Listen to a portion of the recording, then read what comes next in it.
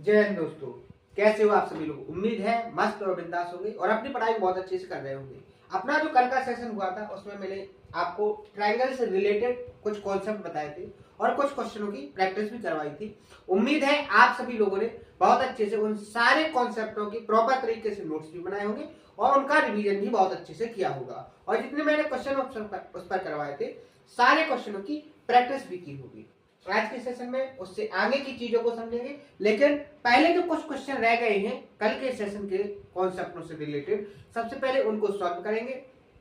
तो जितने भी नए व्यूअर्स हैं उनसे मेरा एक रिक्वेस्ट है कि आप लास्ट की जो सेशन हो गई है उन सारे सेशनों को प्रॉपर तरीके से कंप्लीट करें। प्रॉपर तरीके का मतलब क्या है कि आप उनको देखें, प्रॉपर तरीके से उनके नोट्स बनाएं। नोट्स बनाने के बाद जितने मैंने आपको क्वेश्चन करवाए हैं उन सारे क्वेश्चनों की प्रैक्टिस करें, तभी जाके जो कॉन्सेप्ट हुए वो आपके माइंड में बैठेंगे और आगे के जो कॉन्सेप्ट होंगे वो सारे कॉन्सेप्ट आपको बहुत अच्छे तरीके से समझ में आएंगे। अगर आपने लास्ट के सेशन में जो चीजें हुई हैं, जो कॉन्सेप्ट हुए हैं जियोमेट्री के, अगर वो आपने छोड़ दिए तो आगे की जो चीजें आप समझाएंगे वो आपको समझने में थोड़ी कठिनाई होगी और आप बोलोगे कि आपको जियोमेट्री कैसी लग रही, कठिन लग रही। तो आपको हर एक चीज को आसान बनाना है, हर एक तरीके से अपने माइंड में सेट करना है। तो आपको केवल एक काम करना है कि जितनी चीजें अभी तक कंप्लीट हो चुके हैं सारी चीजों को बहुत अच्छे से कंप्लीट करना है। 3 तरीके से कंप्लीट करना है। पहले तो उसको देखना है, उसके नोट्स बनाने हैं, उनका रिवीजन करना और उसकी प्रैक्टिस करना है। इतने में ही आपका पूरा काम हो जाएगा। आपको सारे कॉन्सेप्ट आपके माइंड में हूबहू बैठ जाएंगे और आप जैसे ही क्वेश्चन को देखोगे, क्वेश्चन को देखते ही आपके माइंड में उसके अंदर जो कॉन्सेप्ट छिपा होगा तुरंत हिट करेगा और आपका आंसर सेकेंडों में आएगा। लेकिन जब तक आप नहीं देखोगे तब तक संभव ये चीज नहीं है। तो उम्मीद है आपको वो चीज समझ में आ रही होगी जो चीज मैं आपको समझाने की कोशिश कर रहा हूं। जैसे अगर बात करें कल के सेशन में मैंने आपको एक चीज समझाई थी और बहुत अच्छे से कॉन्सेप्ट को समझाया था, बिग प्रूफ के साथ, डायग्राम के साथ और एक डिजिट में एग्जांपल लेके। जैसे मैंने आज उस पर बात करें थोड़ी, तो एक एग्जांपल के थ्रू मैं फिर से उसका रिवीजन करवाने की कोशिश करता हूं। जैसे मैंने कहा आपके सामने कि कोई एक ट्रायंगल है और ट्रायंगल की 3 साइड है, 8, 5 और x, और ये तीनों साइड है। इन तीनों साइडों में आपको 2 साइड है एग्जैक्ट वैल्यू पता है, लेकिन आपको एक जो साइड है x उसकी वैल्यू को फाइंड करना है कि इसके कितने मान पॉसिबल है, यानी कि x की कितनी वेरिएबल जो वैल्यू है वो पॉसिबल हो सकती है। तो इन चीज को कैसे निकालोगे, तो मैंने आपको कॉन्सेप्ट बताया था कि अगर कोई ट्रायंगल बनता है तो वो कब बनेगा। मान लीजिए आपके सामने एक ट्रायंगल ए बी सी है। वर्टेक्स ए के सामने की साइड ए, वर्टेक्स बी के सामने की साइड स्मॉल बी और वर्टेक्स सी के सामने की साइड स्मॉल सी। अब एक ट्रायंगल कब बना, इसकी जो कंडीशन होती है, इसकी जो शर्त होती है वो क्या होती है कि ट्रायंगल की 2 कोई भी साइड ले लो, उनका डिफरेंस, जैसे मैंने ए और सी को ले लिया, उनका डिफरेंस तीसरी जो साइड है उससे कैसा होगा, छोटा। तीसरी साइड आपकी क्या बची, बी, लेकिन इस बी की जो वैल्यू होगी इन दोनों साइडों के सम से कैसी होगी, छोटी होगी। बात समझ में आई, सॉरी, ए प्लस सी।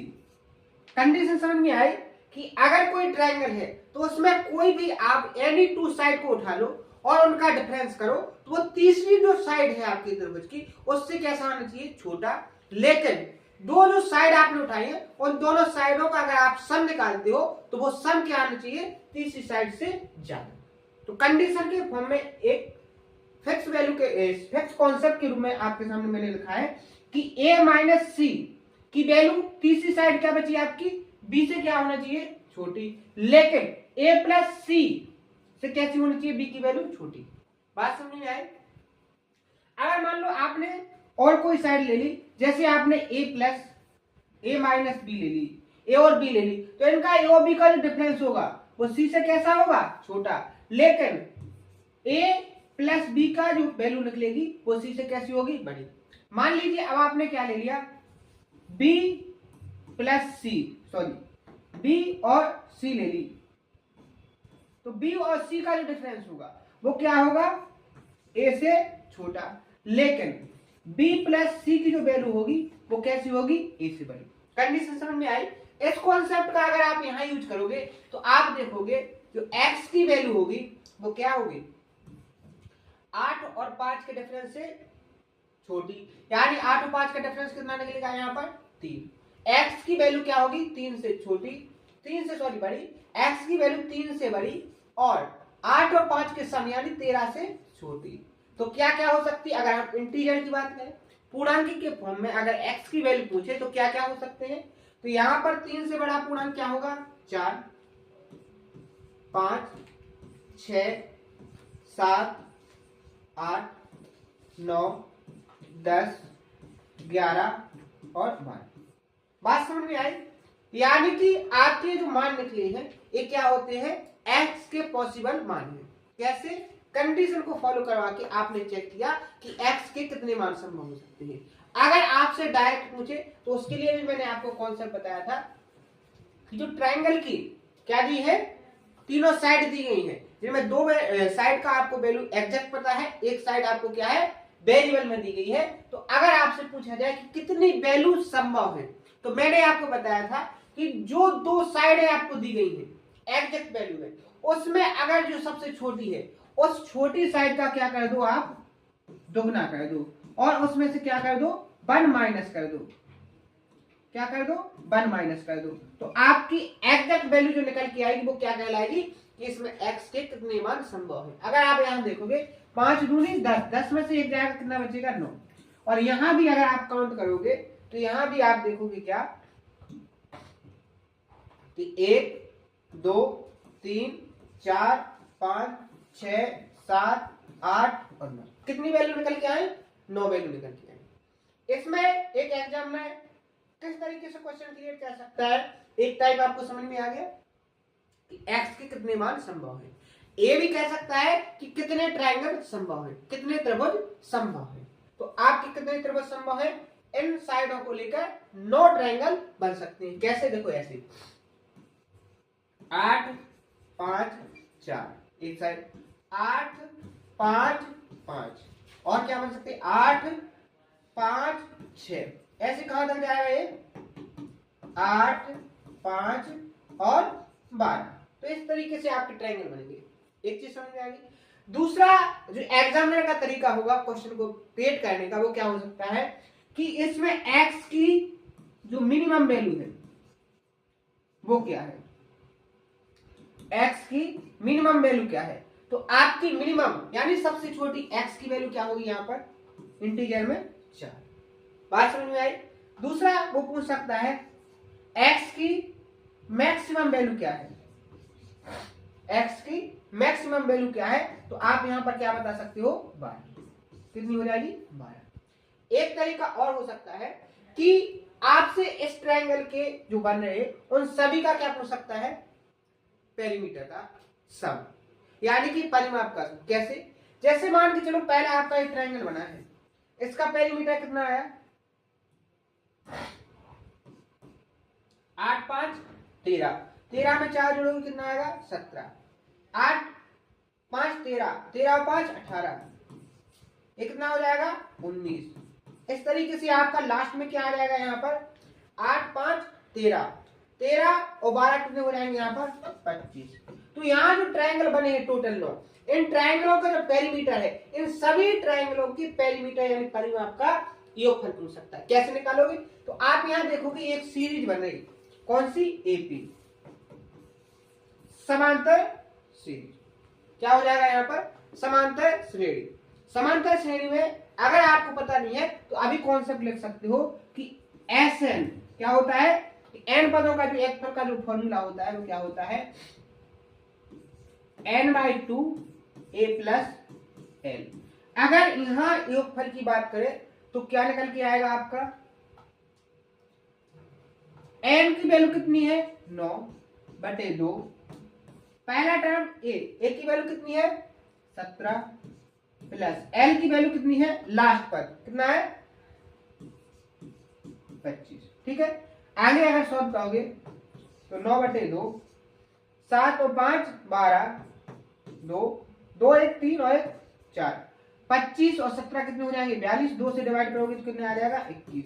और 21 में जब 9 से गुणा करोगे तो कितना आ जाएगा 189। कितना आ जाएगा 189। इस तरीके से एक एग्जामिनर आपसे क्वेश्चन क्रिएट कर सकता है और आपसे एक ही कॉन्सेप्ट से इस तरीके से क्वेश्चन पूछ सकता है कि कितने ट्रायंगल संभव है, कितने एक्स की वैल्यू पॉसिबल है, या पूछ सकता है आपसे कि एक्स की जो वैल्यू है, जो एक्स साइड है उसकी सबसे छोटा जो इंटीजर में वैल्यू है वो क्या है, या पूछ सकता है एक्स की इंटीजर में सबसे बड़ी वैल्यू क्या है, या आपसे पूछ सकता है कि जो ट्रायंगल आपके बन रहे हैं टोटल उन सभी ट्रायंगलों का जो पेरीमीटर है या जो परिमाप है उन सभी परिमापों का योगफल क्या है। बात समझ में आ गई। चारों तरीकों से मैंने आपको समझाया कि कब और कैसे निकालना है। अब देखो इस पर क्वेश्चन कैसे पूछी गई है।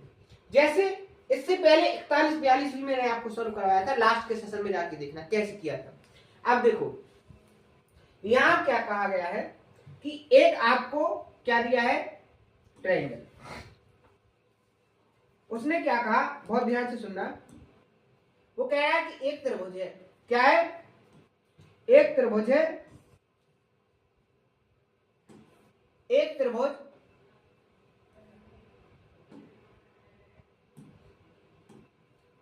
त्रिभुज दो भुजाओं की लंबाई क्या है 14 सेंटीमीटर और 9 सेंटीमीटर। नीचे दिए गए विकल्पों में से कौन सा तीसरी भुजा की लंबाई हो सकती है। कैसे निकालोगे तीसरी भुजा की लंबाई, आपको बहुत अच्छे से पता होगा कि जो तीसरी भुजा की लंबाई होगी वो क्या होगी x। मान लो तीसरी साइड क्या होगी आपकी x होगी, तीसरी साइड आपने क्या मान ली उसको x मान ली।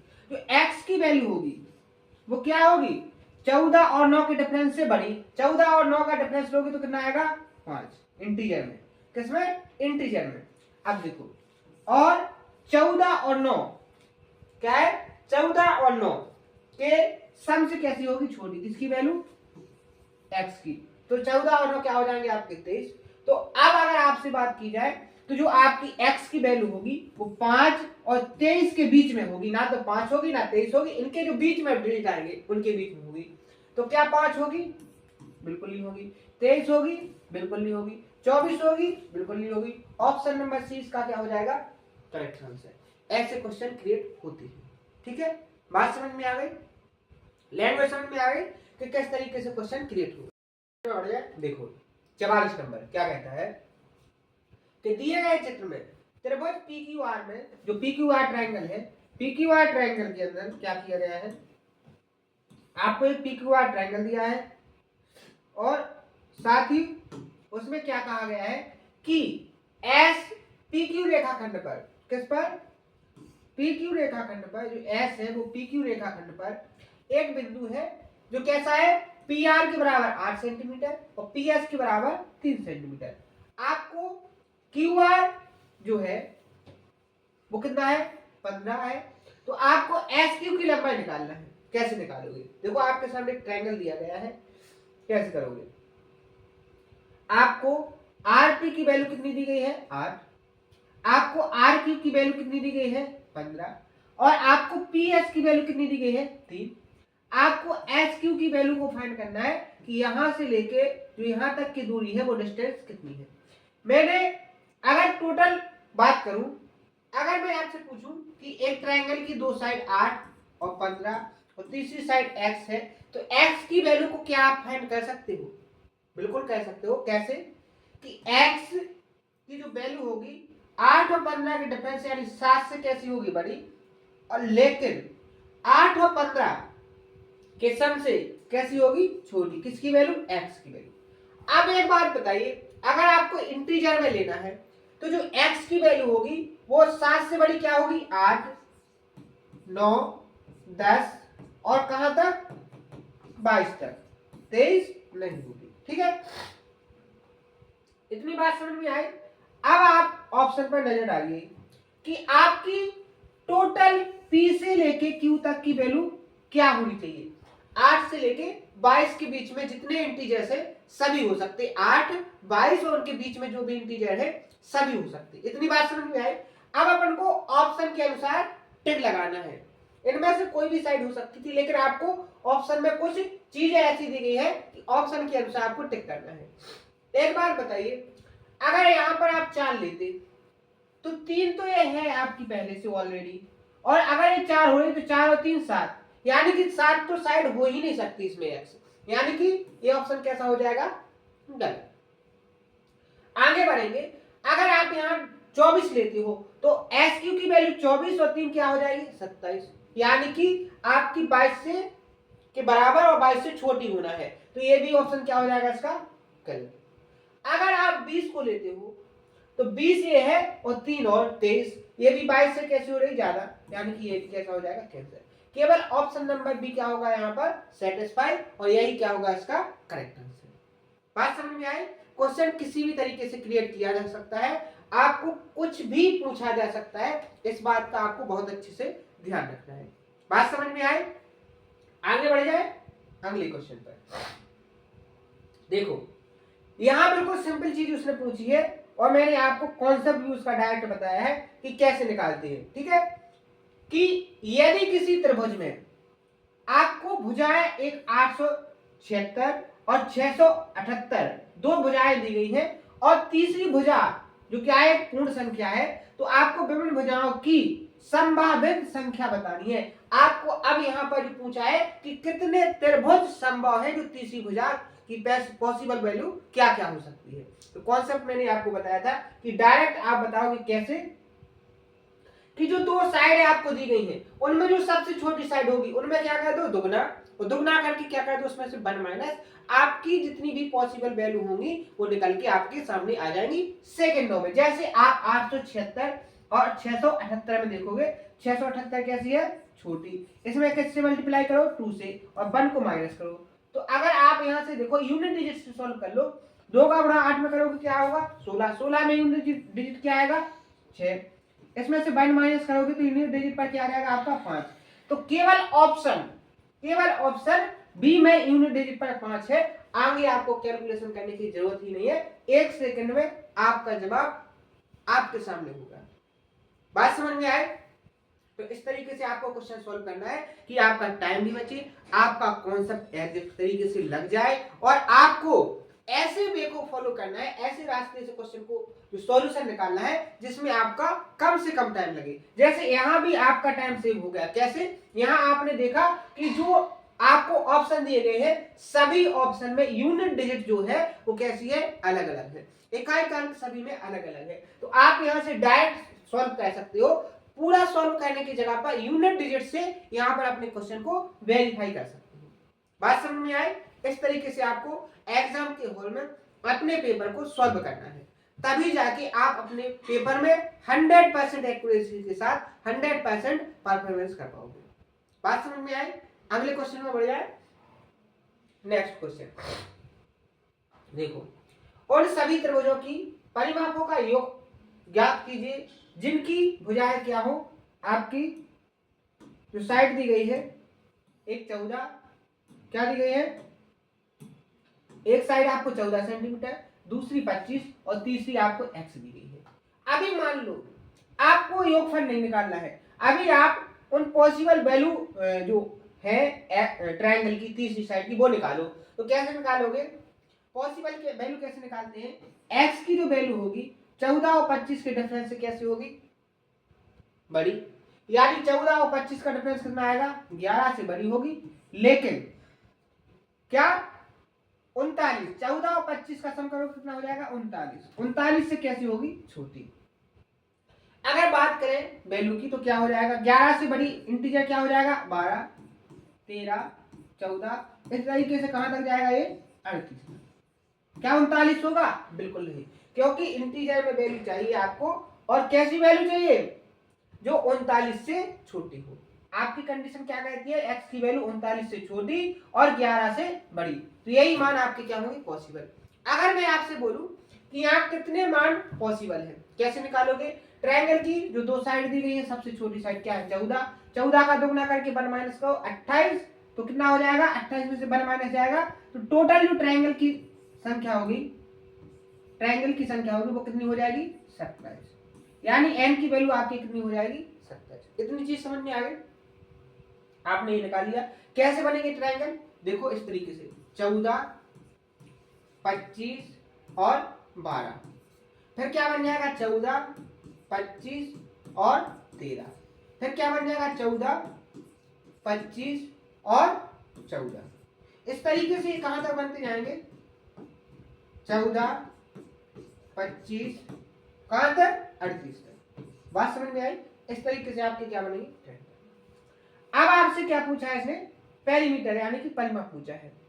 अगर पहले ट्रायंगल का पेरीमीटर निकाले तो क्या हो जाएगा, 14 और 25 क्या है 39, ये तो 39 होगा। इसमें क्या जोड़ेंगे अपन 12, तो क्या हो जाएगा 40, 50, 51, कितना हो जाएगा अपना 51। इसका क्या होगा 25 और 14 39, 39 और 13 क्या हो जाएगा 52। एक फिर से बढ़ जाए, एक बढ़ रहा है तो यहाँ क्या हो जाएगा 53। इस तरीके से आपका लास्ट वाले का जो होगा, लास्ट वाले ट्रायंगल का जो पेरीमीटर होगा वो क्या हो जाएगा 39, 39 में क्या जोड़ेंगे अपन 38, तो क्या हो जाएगा आपका यहाँ पर 7, 77, कितना हो जाएगा आपका 77। बात समझ में आए। अब आपको इसका क्या निकालना है, पेरीमीटर निकालना है। कॉन्सेप्ट मैंने अभी डिस्कस भी करवाया था आपको कि जब भी कोई एक सीरीज बन रही हो, कौन सी समांतर श्रेणी, उसमें आपको अगर n की वैल्यू दी गई हो, कितनी है यहाँ पर 27, और फर्स्ट टर्म यानी कि a की वैल्यू दी गई हो, पहला टर्म क्या है इनके, और अगर लास्ट का टर्म दिया है, तो ऐसी सीरीज में जो SN टर्म होते हैं उनका जो योगफल होता है, फॉर्मूला नोट कर लेना आप, n/2 a प्लस n। आगे बहुत अच्छे से पढ़ाएंगे, अभी केवल कॉन्सेप्ट को नोट करके अपने आंसर का सॉल्यूशन कैसे निकालना है इसको देख लीजिए। तो क्या हो जाएगा यहाँ पर 27/2, a की वैल्यू 51 प्लस l की वैल्यू कितनी हो जाएगी 77। आप यहाँ देखोगे, आप देखोगे तो क्या हो जाएगा यहाँ पर, यहाँ कितना होना चाहिए, ठीक है। अब देखो 7 और 1 8, 7 5 12, क्या हो जाएगा 128, 27/2 गुणे 128, 2 से डिवाइड करोगे 6 4, 4 7 28। यूनिट रेट से देखोगे, ऑप्शन नंबर देखो, यहाँ देखो, अगर आप मान लो क्या ये 30 से 60, तो 7 21, यानी कि 2000 के समथिंग आएगा, तो ये तो ऑप्शन आपका यूनिट डिजिट से कैंसिल हो जाएगा। ऑप्शन क्या बचेगा यहाँ पर ए। कैलकुलेशन समझ में आए, अगर नहीं आई है तो डायरेक्ट कर लेना आप लोग, 27 गुणे 64 जब आप करोगे तो क्या आ जाएगा 1728। बात समझ में आई। मैंने यूनिट डिजिट से सॉल्व किया है, अभी आपको ये बोरियत लगेगी, लेकिन आगे जैसे जैसे आप प्रैक्टिस करते जाओगे इस चीज आपके लिए बहुत आसान हो जाएगी, और इसी चीज को आपको फॉलो करना है। ये नहीं कि आपको इस चीज को फॉलो नहीं करना है, आपको इसी चीज को फॉलो करना है, तभी जाके आपका एग्जाम के हॉल में टाइम बचेगा। लेकिन आपको मैं ये बार बार क्यों बोल रहा हूँ, क्योंकि आपको अगर अभी से स्टार्टिंग से आप अपना टाइम को सेव करोगे, तब जाके आप एग्जाम के लायक बन पाओगे और एग्जाम के हॉल में अपना टाइम सेव कर पाओगे। क्योंकि आपको पता होना चाहिए कि 100 क्वेश्चन के लिए आपको 60 मिनट दिए जाते हैं, यानी कि एक क्वेश्चन को सॉल्व करने में आपको 30 या 35 सेकंड ही मिलने हैं, और 30 और 35 सेकंड में कुछ स्टूडेंट तो क्वेश्चन को रीड ही नहीं कर पाते। तो उस टाइम को कैसे आप मैनेज करोगे, कैसे आप वो टेक्नोलॉजी सीखोगे, कैसे हर एक चीज को आप कंप्लीट करोगे, वो अभी से जब मैं आपके अंदर चीजों को डालेंगे, आपको समझाएंगे, हर एक तरीके से मैं आपको परफेक्ट करूंगा, तब जाके आपको एग्जाम के हॉल में ये सारी चीजें बहुत अच्छे से समझ में आएगी, बहुत अच्छे से आप क्लियर तरीके से उसको फॉलो कर पाओगे। बात समझ में आई, ठीक है। अगले क्वेश्चन पर बढ़ जाए। देखो कॉन्सेप्ट एक ही था और उस पर कम से कम 4 से 5 क्वेश्चन मैंने आपको सॉल्व करवाए हैं।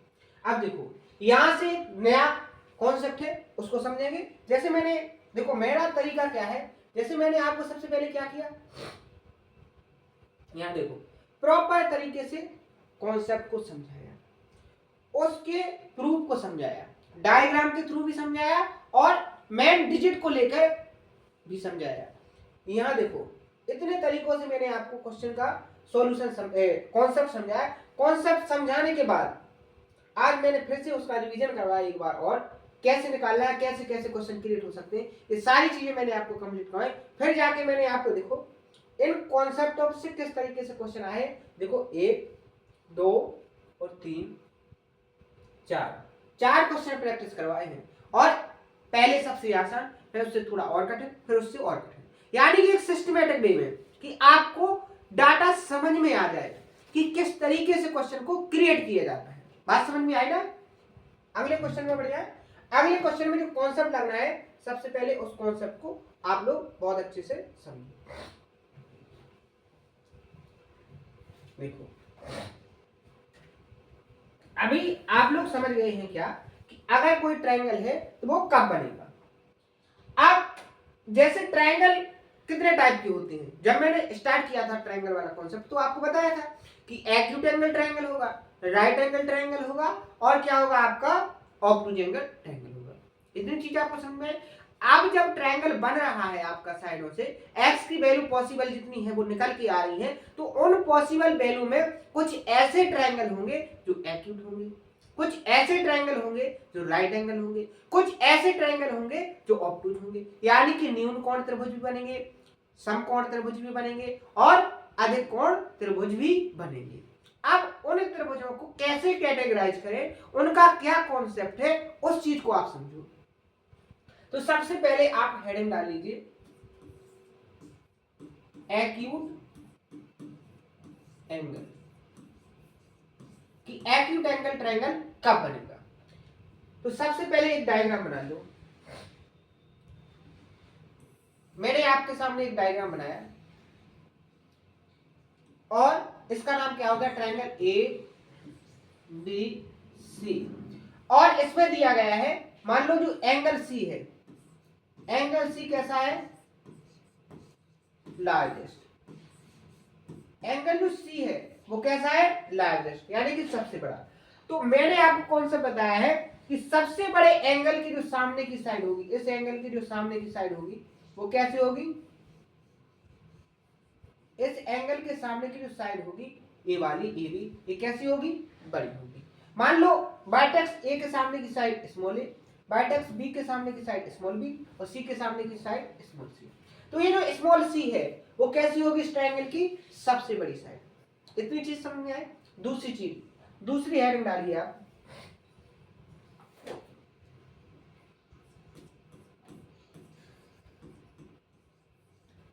Right angle.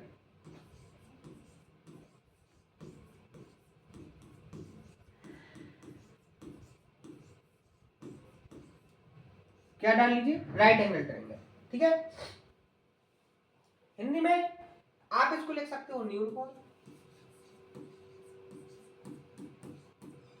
इसको लिख सकते हो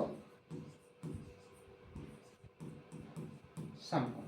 ठीक है, अब देखो,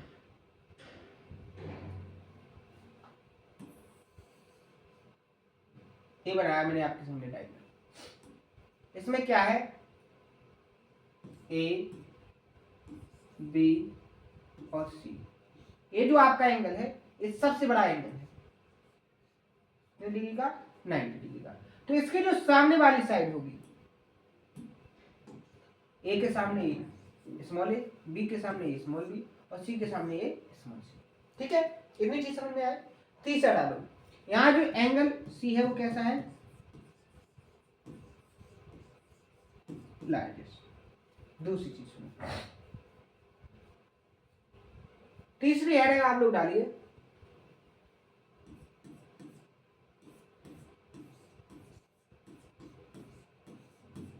ऑब्टूज एंगल ट्रायंगल।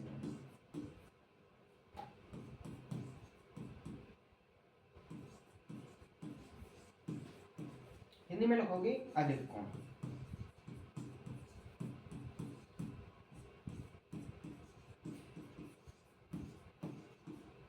बात समझ में आई। देखो डायग्राम देखो,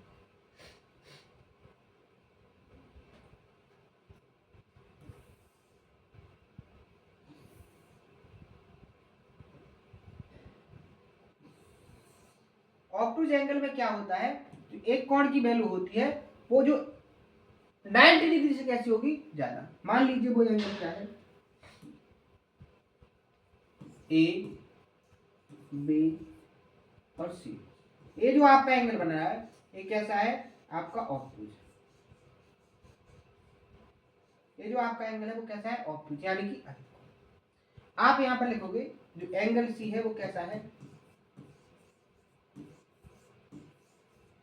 लार्जेस्ट। इतनी चीज आपको समझ में आ गई। अब देखो कॉन्सेप्ट कैसे बनेगा।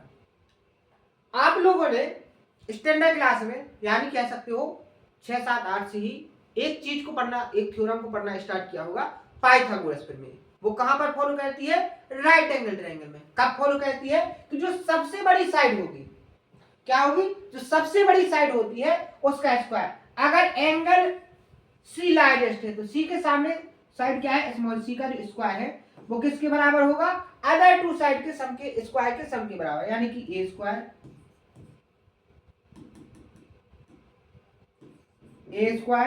प्लस बी स्क्वायर इसके सम के बराबर होती है। बहुत अच्छे से पढ़ा है, सभी लोग बहुत अच्छे से जानते हैं, इसका प्रूफ भी बहुत अच्छे से सभी लोग जानते हैं, प्रूफ को यहां बताने की कोई जरूरत नहीं है। यहां से आपको कॉन्सेप्ट मिला है कि अगर आपका राइट एंगल ट्रायंगल बनता है, क्या बनता है, अगर आपका यहां पर राइट एंगल ट्रायंगल बनता है तो उसकी कंडीशन क्या होनी चाहिए, कि जो सबसे बड़ी साइड है उस ट्रायंगल की, उसका स्क्वायर ट्रायंगल की तो अन्य जो साइड है उनके स्क्वायर के सम के बराबर होना चाहिए। कब, जब ट्रायंगल कैसा हो, राइट एंगल यानी कि समकोण। बात समझ में आई। तो समकोण त्रिभुज कब बनेगा, जब ऐसी भुजाएं दी गई हो कि सबसे बड़ी भुजा का स्क्वायर, सबसे बड़ी भुजा का स्क्वायर, जैसे एग्जांपल के तौर पर आप देख लो 3, 4, 5, तो यहाँ सबसे बड़ी भुजा क्या है, यहाँ पर 5, तो 5 का स्क्वायर करोगे 25, 3 का स्क्वायर करोगे 9, प्लस 4 का स्क्वायर 16, तो आप देखो 16 और 9 25, यानी कि त्रिभुज की जो सबसे बड़ी भुजा है उसका स्क्वायर करने पर त्रिभुज की जो अन्य दो भुजाएं बची हैं उनका स्क्वायर करके सम करने पर वो दोनों आपस में कैसी हो रही, बराबर। तो यहाँ पर जो ट्रायंगल बनेगा वो कैसा बनेगा, राइट एंगल ट्रायंगल, यानी कि समकोण त्रिभुज। बात समझ में आई। तो इसी कॉन्सेप्ट को आप इन दोनों ट्रायंगल में फॉलो करो। कैसे, कि अगर यहां जब राइट एंगल बनेगा तो बड़ी भुजा का स्क्वायर इन दोनों भुजाओं की स्क्वायर के बराबर होगा। जब अधिक कोण बनेगा तो जो अधिक कोण के सामने की भुजा होगी उसका स्क्वायर अन्य दो भुजाओं के स्क्वायर से कैसा होगा, ज्यादा होगा। बात समझ में आई। बात समझ में आई। कॉन्सेप्ट कहां से आ गया, यही कॉन्सेप्ट यहां पर फॉलो हो गया। ठीक है, बात समझ में आई। अब देखो, यहां देखो, अगर 90 डिग्री से छोटा वाला एंगल यानी कि न्यून कोण त्रिभुज है तो यहां क्या होगा, कि जो छोटी भुजा है इसका स्क्वायर अन्य दो भुजाओं के स्क्वायर के सम से कैसा होगा, छोटा होगा। तो तीनों कॉन्सेप्ट आपके सामने निकल के आ गए कि अगर कोई ट्रायंगल आपके सामने दिया है, उसकी तीनों साइडें आपके सामने दी गई हैं, तो आप कैसे उसको सेटिस्फाई करोगे कि ये राइट एंगल है, ऑब्टूज है या एक्यूट है। तीनों ट्रायंगलों में कैटेगराइज कब करोगे, कि अगर आप देखोगे कि उस ट्रायंगल की जो भुजा है, जो साइड है, सबसे बड़ी साइड का जो स्क्वायर करोगे और अन्य दो भुजाएं होंगी उनका भी स्क्वायर करोगे, और आप तीसरी भुजा जो सबसे बड़ी भुजा होगी, सबसे बड़ी भुजा का स्क्वायर अन्य दो भुजाओं के स्क्वायर की अगर बराबर आ जाए सम के स्क्वायर करने पर तो वो राइट एंगल होगा। अगर बड़ी भुजा का स्क्वायर अन्य दो भुजाओं के स्क्वायर करने के सम के कैसे हो, बड़ा हो, जो बड़ी भुजा है, तो वहां क्या बनेगा, आपका अधिक कोण बनेगा। अगर आपका बड़ी भुजा का स्क्वायर किया आपने और अन्य दो भुजाएं हैं, क्या है, जो अन्य दो भुजाएं दी गई हैं उनका भी स्क्वायर किया हो, आपने सम निकाला, अगर बड़ी भुजा का स्क्वायर छोटा निकला अन्य दो भुजाओं के सम के स्क्वायर से, तो वहां जो एंगल बने, जो ट्रायंगल बनेगा वो कौन सा बनेगा, आपका एक्यूट एंगल ट्रायंगल। तो तीनों कंडीशन उम्मीद है बहुत अच्छे समझ में आ गई होंगी। इन पर क्वेश्चन भी देखेंगे। पहले एक नॉर्मल डिजिट के फॉर्म में एक एग्जांपल देखो। जैसे मान लो आपको 8,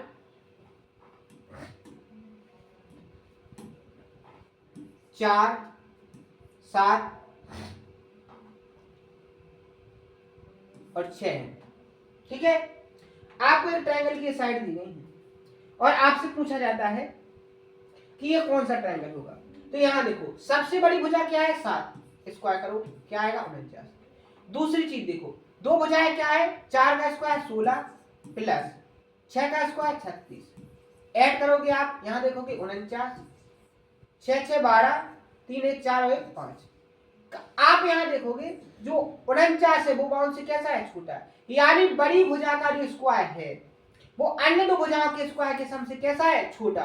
तो यहाँ जो एंगल बनेगा वो क्या बनेगा, एक्यूट एंगल। क्या बनेगा, एक्यूट एंगल। अब देखो एक चीज और मैं आपसे पूछूं, तो यहाँ आप बहुत बड़ी मिस्टेक करोगे।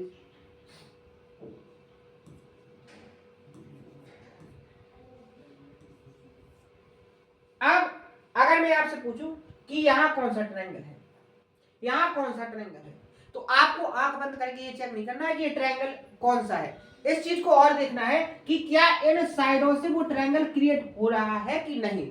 आप देखोगे ट्रायंगल कब क्रिएट होता है कि आप कोई दो भुजाएं ले लो, उनका डिफरेंस तीसरी भुजा से कैसा होना चाहिए, छोटा। आपने मान लिया तीसरी भुजा 9 है, अब दो भुजाएं ये बची 4 और 3, इसका डिफरेंस क्या निकला, 1 निकला। यहाँ तो कंडीशन फॉलो है, लेकिन क्या है 9 4 और 3 के सम से क्या है, छोटा है। आपका 7 छोटा है, 9 बड़ा है, यानी सम से कैसा हो गया, ये साइड बड़ी हो गई। तो यहाँ जो त्रिभुज है वो नहीं बनेगा। इस चीज को और देखना है, क्योंकि बहुत ज्यादा मिस्टेक होती है इस चीज में कि आपको साइड दे दी गई है और आप तुरंत उसको देखोगे कि बड़ी भुजा का स्क्वायर अन्य दो भुजाओं के स्क्वायर से अगर बड़ा है तो वहां क्या होगा आपका एक्यूट, अगर बराबर है तो वहां क्या होगा आपका राइट एंगल, अगर छोटा है तो वहां क्या होगा आपका ऑब्टयूज। लेकिन आपको ये सबसे पहले चेक करना है, इसको सबसे पहले प्रायोरिटी देना है कि आपको जो साइडें दी गई है उससे क्या कोई ट्रायंगल बन रहा है या नहीं। अगर ट्रायंगल नहीं बन रहा है तो आपको ये कंडीशन चेक करने की जरूरत ही नहीं है। ठीक है, बात समझ में आई। तभी वो देखो एक दे देगा, ऑप्शन ऐसे आते हैं, देखो राइट एंगल ट्रायंगल, ठीक है, दूसरा दे देगा वो क्या, ऑब्टूज angle triangle,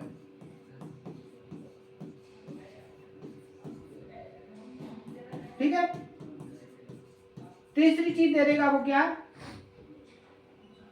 acute angle triangle,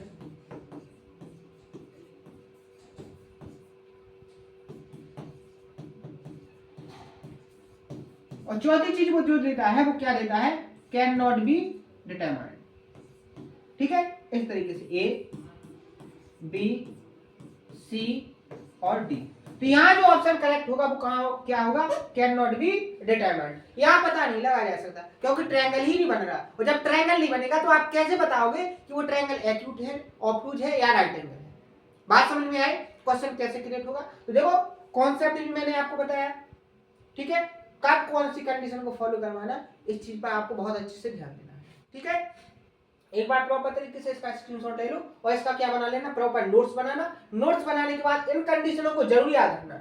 ये जो मैंने आपके सामने एक कंडीशन बनाई है, जो कि कंडीशन है, इनको अगर आपको माइंड में बहुत अच्छे से देखो, थोड़ा कंफ्यूजिंग वाला कॉन्सेप्ट है, अगर आप सही से ध्यान नहीं करोगे तो आपको कंफ्यूजन होगी, लेकिन 1 से 2 बार इसको लिखोगे और इस पर क्वेश्चन को प्रैक्टिस करोगे तो आपको सारी चीजें बहुत अच्छे से समझ में आएगी। जैसे देखो इस पर क्वेश्चन कैसे आए थे, देखो यहाँ पर बिल्कुल सिंपल भाषा में क्वेश्चन पूछा गया था और बहुत सारे स्टूडेंट ऐसे निकले थे जिनको इस कॉन्सेप्ट के बारे में कोई पता नहीं था, वो इसको छोड़ के आए थे। लेकिन एक सेकंड का क्वेश्चन है, जैसे उसने क्या कहा, एक्स वाई जेड एक ट्रायंगल की साइड है जिसमें जेड क्या है, सबसे बड़ी साइड है। आपको ये जो कंडीशन दी गई है, एक कंडीशन कौन सी ट्रायंगल को फॉलो करती है आपको पता होना चाहिए। मैंने अभी बताया है कि अगर जो सबसे बड़ी भुजा है उसका स्क्वायर, बड़ी भुजा का स्क्वायर क्या है आपका, छोटा है किससे, अन्य दो भुजाएं X square plus Y square से। तो इस कंडीशन में आपका जो ट्रायंगल बनेगा वो क्या बनेगा, आपका एक्यूट। क्या बनेगा, एक्यूट एंगल ट्रायंगल, यानी कि ऑप्शन नंबर बी क्या होगा इसका करेक्ट आंसर। बात समझ में आई, ठीक है, हो जाएगा ना, क्वेश्चन समझ में आ गया, लैंग्वेज समझ में आ गई, कॉन्सेप्ट को कैसे यूज किया गया वो चीज समझ में आ गई। हर एक चीज को हर एक क्वेश्चन में आप ऑब्जर्व करना सीखोगे, बहुत आसान हो जाएगा आपके लिए कंपटीशन की तैयारी करना, बहुत आसान। लेकिन आप केवल क्वेश्चन को देखा, उसका सॉल्यूशन देखा और आगे बढ़ गए तो आप मान के चलो 4 से 5 साल आपकी खराब जानी ही जानी है, आप कभी भी सिलेक्शन के लायक नहीं बन पाओगे। लेकिन हर एक क्वेश्चन में, चाहे क्वेश्चन छोटा हो चाहे क्वेश्चन बड़ा हो, हर एक क्वेश्चन में अगर आप हर एक चीज को ऑब्जर्व करोगे कि कॉन्सेप्ट कैसे लगा है, कॉन्सेप्ट कैसे आपको ऑब्जर्व करना है और कॉन्सेप्ट यूज किया गया है, तो कहां से कौन सी कंडीशन आपको नजर आई तो आपने कॉन्सेप्ट को यूज किया, इन चीजों को आप गौर करोगे तो बड़े बड़े क्वेश्चन जो आते हैं जो आपकी मेंस की तैयारी होती है, जो हर एक स्टूडेंट अलग से टाइम मांगता है, आपको वो समय मांगने की जरूरत नहीं होगी। जो कहते हैं कि मुझे मेंस के लिए टाइम पर्याप्त नहीं मिला, इसलिए मैंने मेंस नहीं क्वालिफाई कर दिया। इसलिए मैं आपको बताता हूं कि अभी से हर एक चीज पर फॉलो कीजिए, आप सारी चीजें कंप्लीट हो जाएंगी, आपको बहुत आसान तरीके से सारी चीजें कंप्लीट होगी। बात समझ में आई? आगे बढ़ जाए, अगला क्वेश्चन देखो। क्वेश्चन में क्या कहा गया है कि एक त्रिभुज है, क्या है, आपको एक ट्रायंगल दिया गया है, एक ट्रायंगल है जिसकी भुजाओं का रेशो क्या है, 4:5:6 के अनुपात में है। तो आपको बताना है कि ट्रायंगल कैसा है, कौन सा ट्रायंगल है। क्या करना है, थोड़ा सा लॉजिक लगाना है। कॉन्सेप्ट आपको पता है कि सबसे बड़ी भुजा क्या होगी, यहाँ पर 6 का स्क्वायर करोगे 36 आएगा, 4 का स्क्वायर करोगे 16, 5 का स्क्वायर करोगे 25, आप यहाँ ऐड करोगे तो 36, 6 5 11, 2 1 3 और 1 4, 41 बड़ा है 36 से। जब बड़ी भुजा का स्क्वायर अन्य दो भुजाओं के स्क्वायर से कैसी हो, छोटी हो, तो उस कंडीशन में आपका जो एंगल बनता है वो एक्ट एंगल बनता है। बात बहुत अच्छे से क्लियर है और आपके कॉन्सेप्ट से आंसर 1 सेकंड में टिक हो जाएगा। ठीक है, आगे बढ़ जाए, अगला क्वेश्चन देखो क्वेश्चन 2023 के सीजीएल, 2023 के सीजीएल प्री में पूछा गया क्वेश्चन है। अब लेकिन यहां डाटा अगर आपने सही से ऑब्जर्व नहीं किया तो आपको करने का तरीका केवल बराबरी है कि आपको इसको सभी को सॉल्व करना होगा, क्रम से चारों ऑप्शन को चेक करना होगा, तभी आप ऑप्शन पर टिक करोगे। लेकिन डाटा को अगर आपने सही से ऑब्जर्व कर लिया तो ये भी आपके लिए जो कैलकुलेशन है वो आसान हो जाएगी। देखो कैसे, आप यहां देखो, जैसे आपको क्या कहा गया है कि एक ट्रायंगल है, एक ट्रायंगल की लंबाइयों निम्नलिखित में सेट के फॉर्म में दी गई है। अधिक कोण वाली त्रिभुज की 3 भुजाएं कौन सी होंगी। कंडीशन दी गई है अधिक कोण, तो अधिक कोण में जो कंडीशन फॉलो होती है वो क्या होती है, आपको लिखवा दी है कि जो अधिक कोण मान के चलो ए बी और सी है 3 साइड, तो जो सी अधिक कोण के सामने की साइड है सी, इसकी वैल्यू अन्य दो साइडों के स्क्वायर के सम से कैसी होनी चाहिए, बड़ी। इसी कंडीशन को फॉलो यहां करो। मान लो पहले ऑप्शन को चेक करो, देखो यहां पर पहले ऑप्शन को, हर एक ऑप्शन को प्रॉपर तरीके से चेक करना पड़ेगा तभी आपका आंसर निकलेगा। यहां देखो बड़ी भुजा क्या है, यहां पर इसमें 64, क्या है 64 का स्क्वायर, बड़ा होना चाहिए 15 के स्क्वायर प्लस 62 के स्क्वायर। अब देखो इस डाटा को कैसे सॉल्व करोगे आप यहां देखो 15 तो 64 के नजदीक है नहीं, 64 के नजदीक क्या है 62, तो आप क्या करो इस 62 को इस तरफ लाओ, तो 62 का स्क्वायर सॉरी 64 का स्क्वायर इस तरफ आएगा तो माइनस 62 का स्क्वायर बड़ा है 15 के स्क्वायर से। अब आपको एक कॉन्सेप्ट होगा, जब ए स्क्वायर माइनस बी स्क्वायर होगा तो क्या होगा, एक दार प्लस में और एक दार माइनस में। बात समझ में आ गई। अब देखो अगर 64 माइनस 62 करोगे तो क्या आएगा आपका 2 इंटू 64 प्लस 62 करोगे तो क्या आ जाएगा आपका 2 और 4 6 और 6 126, बड़ा है 15 के स्क्वायर से। आप अगर यहाँ करोगे 12 4 5 और 2, यहाँ 15 का स्क्वायर क्या आ जाएगा 225। यहाँ देखो क्या 252 225 से बड़ा है, कंडीशन को सेटिस्फाई कर रहा, यानी अब आपको आगे चेक ही नहीं करना, ऑप्शन नंबर क्या है, ये इसका करेक्ट आंसर। आगे भी इसी तरीके से सॉल्व करते, अगर ये करेक्ट नहीं होता तो आगे भी प्रॉपर इसी तरीके से सॉल्व करते, थोड़ा टाइम टेकिंग जरूर था, लेकिन अगर डाटा पर आप ध्यान देते तो आपका वैसे ही नॉर्मल तरीके से सॉल्व हो जाता। बात समझ में आ गई, क्वेश्चन कैसे सॉल्व करना है, उम्मीद है बहुत अच्छे से समझ में आया होगा। आगे बढ़ जाए, अगला क्वेश्चन देखो, यदि किसी त्रिभुज के 3 शीर्ष लंब 3 4 5 के अनुपात में है तो आपको त्रिभुज बताना है क्या है। पहले एक कॉन्सेप्ट समझ लो, फिर इस क्वेश्चन को मैं आपको करवाता हूं। जैसे आपको एक ट्रायंगल दिया गया है, क्या दिया गया है, एक ट्रायंगल,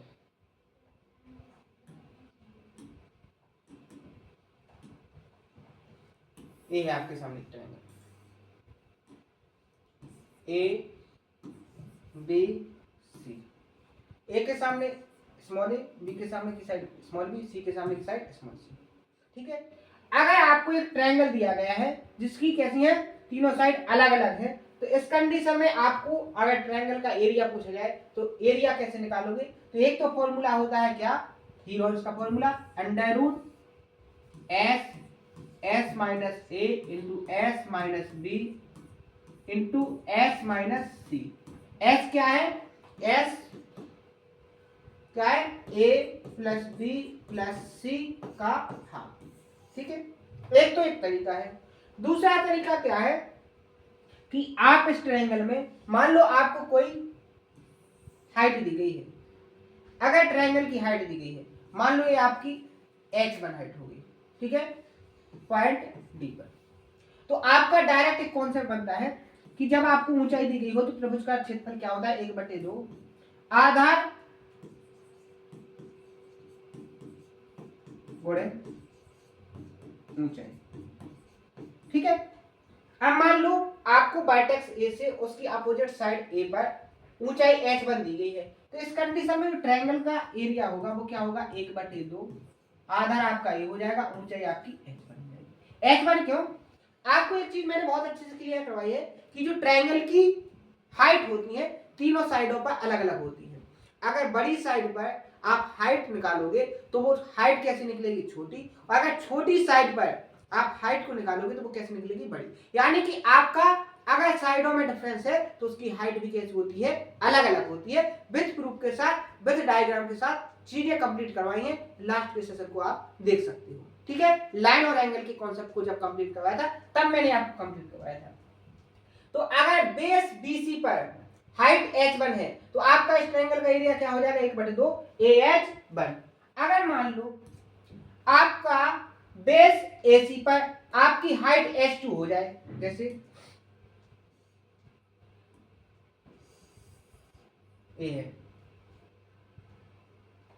हाइट का मतलब जानते हैं, कोई साइड ऐसे खींची जाए 90 एंगल पर, ये आपकी क्या हो गई? h2। तो आपका एरिया क्या हो जाएगा? 1/2, बेस क्या हो जाएगा यहां पर B, और क्या हो जाएगा? h1। मान लो आपकी बेस AC पर आपकी हाइट h2 हो गई, तो इस कंडीशन में इस ट्रायंगल का जो एरिया होगा वो क्या होगा? 1/2, बेस क्या हो जाएगा? C और h1 हो जाएगा कि नहीं? ये डेल्टा क्या है? आपका एरिया। ये किसको रिप्रेजेंट करता है? एरिया को।